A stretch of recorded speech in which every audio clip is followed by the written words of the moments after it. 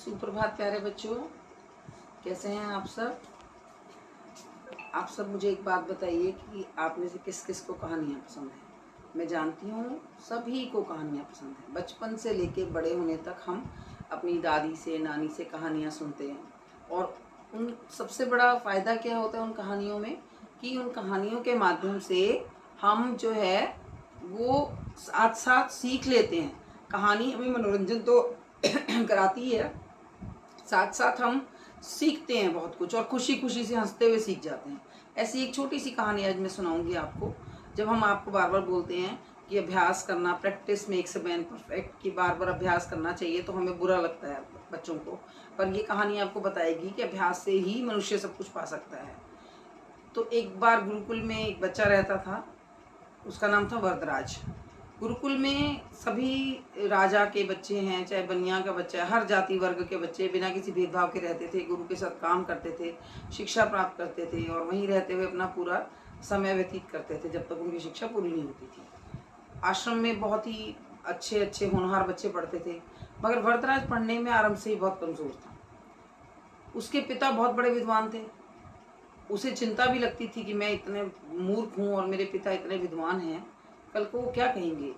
एक एक कक्षा में 3-3 साल लगाता था। अब गुरुजी ने जब देखा कि बहुत दिन हो गए इसको मुझे समझाते हुए, तो भाई ये तो नहीं समझ पा रहा। उन्होंने वरदराज को कहा कि बेटा, मैंने बहुत प्रयास किया कि तुम्हें शिक्षा दे पाऊँ अच्छे से, तुम्हारे पिता इतने विद्वान हैं, पर तुम नहीं पढ़ पा रहे हो। तो मैं चाहकर भी नहीं चाहता हूँ कि तुम अपना और समय यहाँ पर गंवाओ और तुम घर को लौट जाओ। जब गुरुजी ने ये कहा तो वरदराज को बहुत चोट लगी, गहरा धक्का पहुंचा मन में, आंखों के आगे अंधेरा छा गया, परंतु कोई रास्ता नहीं बचा था। तो गुरुजी ने उसे कहा कि ये रोटी ले जाओ, रास्ते में मार्ग में खा लेना और पिता के घर पहुंचकर संदेश भिजवा देना। तो वरदराज चल पड़ा। रास्ते, उस जमाने में कोई बाइक या मोटरसाइकिल या कुछ ऐसा नहीं होता था कि बैठो और चल दो, पैदल पैदल चल पड़ा। रास्ते में जब थक गया तो एक भूख भी लगाई। रास्ते पर सोचता भी रहा कि मेरे पिता को मैं क्या मुंह दिखाऊंगा, वो लोगों से क्या कहेंगे कि आप तो इतने विद्वान और आपका बेटा जो है मूर्ख, शिक्षा गुरुकुल से छोड़कर आ गया, उसे छोड़ना पड़ा। तो अपमान की बात तो थी ना बेटा। तो उन्होंने क्या किया कि चल, बैठ गया एक जगह पे। जब देखा पेड़ है, पेड़ के पास कुआं है और कुएं के पास वो ठंडी ठंडी छाया थी, तो वो वहाँ पर बैठ गया। उसने रोटी खोली, रोटी खाई गुरुजी द्वारा दी हुई, और उसे लगा कि पानी की प्यास कैसे पीऊँ। प्यास देखा तो कुएं में, उसने सोचा मैं कुएं में ना डालता हूँ बाल्टी और पानी निकाल लेता हूँ। तो तब तक कुछ स्त्रियाँ और पानी भर रही थी। तो वहाँ पर उसने देखा कि एक स्थान पर कुएं के मुंडेर के ऊपर, चौड़ी मुंडेर होती थी, उस मुंडेर के ऊपर जो है ऐसे निशान पड़े हुए हैं। तो उसे लगा कि इतना भारी पत्थर है मुंडेर का, इसके ऊपर निशान कैसे पड़ सकते हैं, गड्ढा सा बना हुआ था। तो उसने कहा, देखा कि जब स्त्रियाँ आ रही थी वो पानी जो है वो कुएं से खींचती थी और खींच के बाल्टी में से वो वहाँ पर जो मटका रखा हुआ था उसके ऊपर वो डालती जाती थी, उसमें भर देती थी उसे, कि यात्री जो है आने जाने वाले राहगीर उसको पी लेंगे। जब उसने बहुत देर हो गई, उसने देखा कि यहाँ ये इतना मिट्टी का कच्चा सा मटका है और इसको रखने से जो है यहाँ पर निशान कैसे बन गया। तो उसने वहाँ पड़ी एक खड़ी स्त्री से पूछा कि, तो उसने उसको बताया कि बेटा, तुम इतना भी नहीं जानते कि ये मटका यहाँ पर रोज़ रखा जाता है, रोज़ रखा जाता है। और धीरे धीरे यहाँ पर रोज़ रखा जाने के कारण इसने उस स्थान पर अपनी छाप बना दी, अपना स्थान बना लिया। बार बार रोज़ाना वही काम उसका था कि उस मटके को वहाँ रखना, इसलिए वो मटका जो है यहाँ पर अपने एक निशान बना लिया, अपनी एक जगह बना लिया। यह सुनते ही वरदराज के दिमाग में एकदम बिजली सी कौंधी।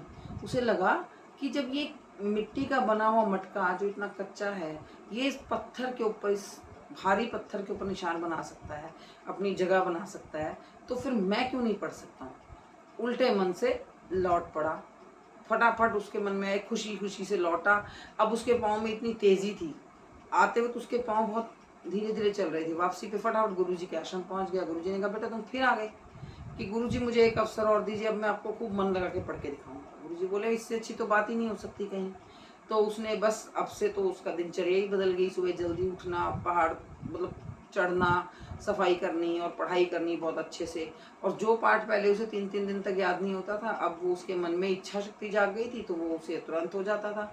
और करते करते 1 साल के भीतर ही भीतर वरदराज जो है वो बहुत ही प्रतिभाशाली बच्चों की गिनती में आने लगा। और उसी जब ये इसी वजह से जो है उसकी इस घटना के बाद से ही यह कहावत बनी या ये पंक्तियां कहने लगी कि करत करत अभ्यास के जड़मती होत सुजान। जड़मती मूर्ख भी सुजान में सज्जन विद्वान बन जाता है। रसरी आवत जात ते सिलपे परत निशान। जिस प्रकार रस्सी के आने जाने से खींचने से पत्थर के ऊपर भी निशान पड़ जाता है, पत्थर की, तो उसी प्रकार अगर हम लगातार अभ्यास करते हैं तो निश्चित रूप से हम उसमें सफल हो जाते हैं। धन्यवाद।